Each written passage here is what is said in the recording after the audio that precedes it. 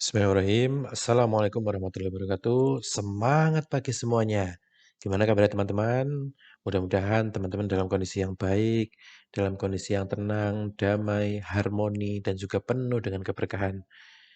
Tadi malam mudah-mudahan bisa ngerjakan tahajud ya. Kita sambung lagi dengan tahajud, karena dengan tahajud demi tahajud yang kita lakukan, di samping sholat 5 waktu kita, mudah-mudahan memang memberikan banyak sekali dampak ya komunikasi, karena komunikasi kita dengan Allah, dengan Tuhan itu lancar. Oke, amin. Baik, kali ini kita akan setelah hampir 1 bulan ya, kita sudah 26 hari, kita sudah belajar banyak tentang Law of Attraction, maka saatnya kita menguji apakah yang sudah kita pelajari, yang sudah kita lakukan itu sudah memberikan dampak positif belum ke dalam diri kita. Karena terkadang kita sudah banyak belajar, tapi kita merasa belum berubah. Kita merasa sudah tahu, sudah paham, tapi kita masih merasa diam di tempat. Nah, sebetulnya teman-teman gini, sebetulnya kita itu pasti berubah ya, pasti berubah. Nah, kadang-kadang kita berubah ke arah yang positif, kadang-kadang kita mundur lagi ke arah yang negatif, dan itu sangat-sangat manusiawi. Tapi ini kan kita dalam niatan, dalam rencana untuk kita betul-betul bisa merubah diri kita ke arah yang lebih baik dan itu secara konstan. Dan kita betul-betul ke depan itu hanya mau yang baik. Bahkan kalau bisa sih hanya mau yang terbaik gitu ya. Nah, salah satunya di bulan ini, bulan Desember, kita belajar 1 bulan penuh nih, belajar Law of Attraction. Jadi konten bulan Desember ini setiap jam 11, tayang jam 11, itu kita akan membahas tentang Law of Attraction. Nanti bulan depannya lagi kita akan membahas tema yang lain. Nah, jadi ada 2 langkah untuk kita menguji apakah Law of Attraction itu sudah mulai kita rasakan manfaatnya. Yang pertama adalah kita melihat emosi negatif. Jadi emosi negatif ini adalah salah satu parameter yang sangat penting untuk kita lihat dalam diri kita, apakah kita sudah mulai memahami Law of Attraction. Apakah kita sudah mulai meninggalkan emosi negatif. Apakah kita sudah mulai meninggalkan frekuensi negatif. Apakah ketika kita diuji datang hal-hal rangsangan atau stimulan negatif, kemudian apakah kita bisa menghindarinya? Ataukah kita justru menelannya, apakah malah kita membesarkan emosi negatif itu? Nah, itu akan kita lihat ya. Karena saya pribadi pun juga bertemu dengan orang-orang dan ketika tanpa sadar kemudian ada perkataan atau apa yang sifatnya negatif, maka kita bisa merasakan melihat, oh responnya seperti ini. Dia membesarkan informasi frekuensi negatif tersebut. Ataukah dia malah mereduksi, meredam dan ya sudah dipinggirkan. Nah, itu adalah tanda pertama, langkah pertama mengetahui bahwa kita memang sudah mulai memahami Law of Attraction. Karena memang dalam Law of Attraction, dalam kita belajar hukum tarik-menarik, kita hanya menginginkan frekuensi yang positif saja. Kita hanya menginginkan hal yang negatif saja. Karena bukan berarti kita tidak atau kita merasa males ya, atau kita betul-betul tidak menyatakan yang negatif itu kita emoh gitu, tidak, kita nggak mau. Bukan hanya sekedar itu, tapi kita menginginkan dampak-dampak atau pengaruh positif terhadap diri kita. Kita menginginkan kebahagiaan, kita menghindari kekecewaan, kita menghindari kesusahan, kita menghindari keburukan. Kita secara normal itu akan menghindari itu semua. Dan kita berpindah menjadi hal yang positif. Kita memiliki arah kepada cahaya. Kita menginginkan kedamaian, keharmonian. Jadi kita memang sedang berdunia. Dunia ini tempatnya masalah.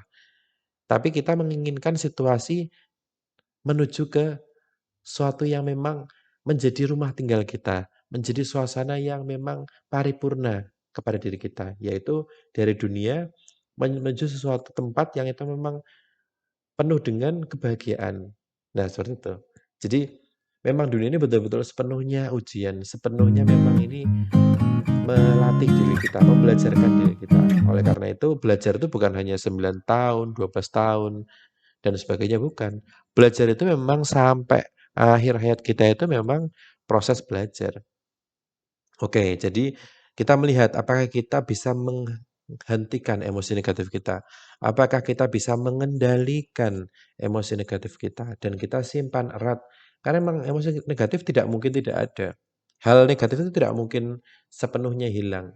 Tapi kalau kita punya kemampuan untuk mengendalikan emosi negatif, kita punya kemampuan untuk menghentikan frekuensi negatif, mengganti dengan frekuensi positif. Nah, itulah salah satu tanda di mana kita sudah mulai memahami hukum tarik-menarik. Kita sudah mulai memahami law of attraction.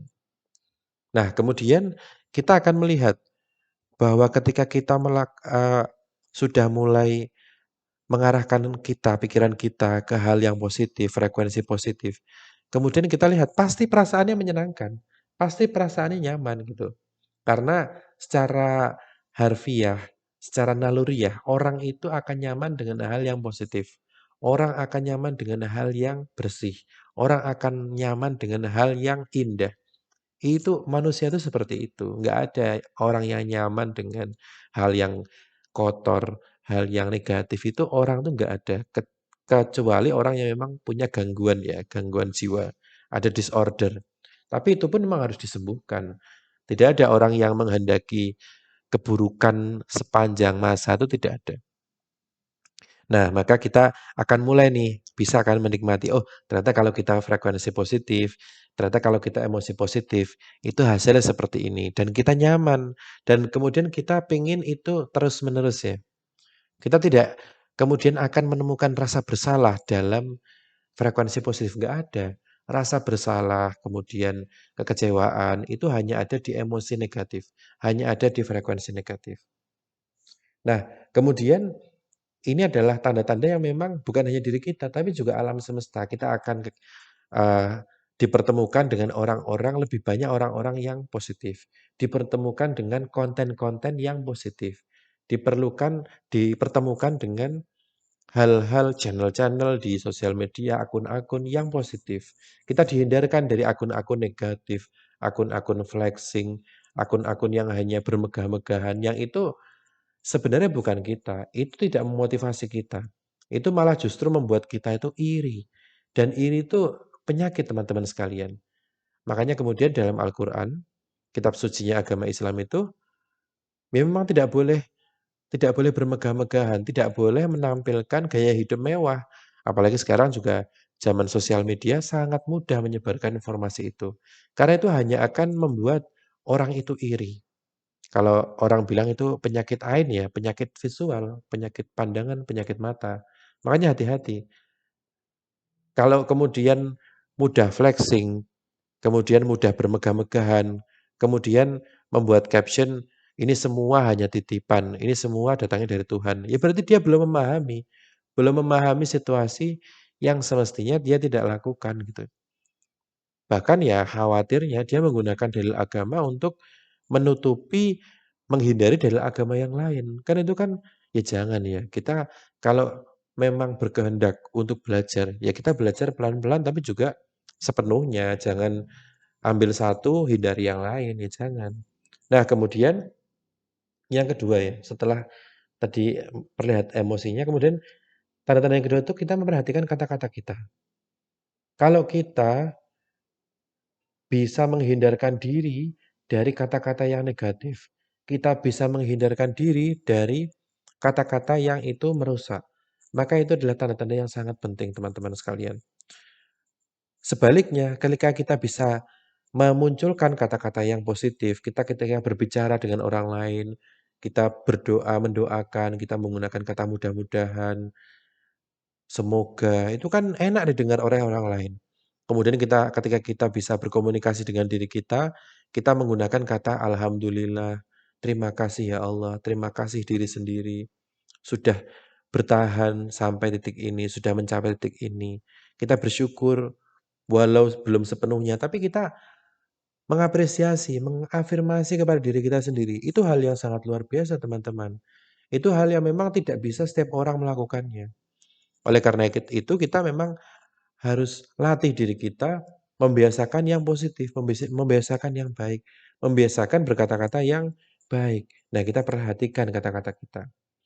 Sehingga nanti pelan-pelan, nanti kita masih punya beberapa hari ya sampai akhir Desember, kita akan betul-betul merangkum bahwa law of attraction itu memang betul-betul sudah menjadi gaya hidup kita, menjadi gaya tutur kita, menjadi gaya pikir kita, menjadi sesuatu yang memang secara konsisten, secara persisten, memang kita kejar, memang kita tuh ingin. Nah ini, apalagi ini akan menjadi ganti tahun 2024, kita betul-betul menghajatkan tahun depan itu tahun yang paripurna. Dalam arti kita menginginkan 2024 itu jauh lebih baik dari tahun-tahun sebelumnya. Dan tahun besoknya lagi jauh lebih baik dari tahun-tahun sebelumnya. Jadi kita betul-betul seperti itu. Bukan kita kemudian grafik kita naik, naik, kemudian nanti turun jauh. Naik dikit, turun jauh. Jangan. Kita akan semakin tahu tikungan-tikungan mana yang menyebabkan kita itu turun ya. Kita harus tahu. Dan kita harus tahu tangga-tangga mana yang membuat kita perlahan-lahan naik. Nah, hati-hati juga kalau kita naiknya itu instan ya, tiba-tiba. Sangat hati-hati. Karena nanti turunnya juga bisa sangat instan.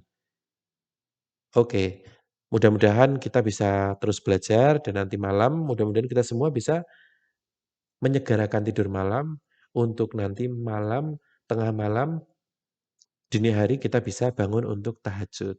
Alhamdulillahirabbil alamin.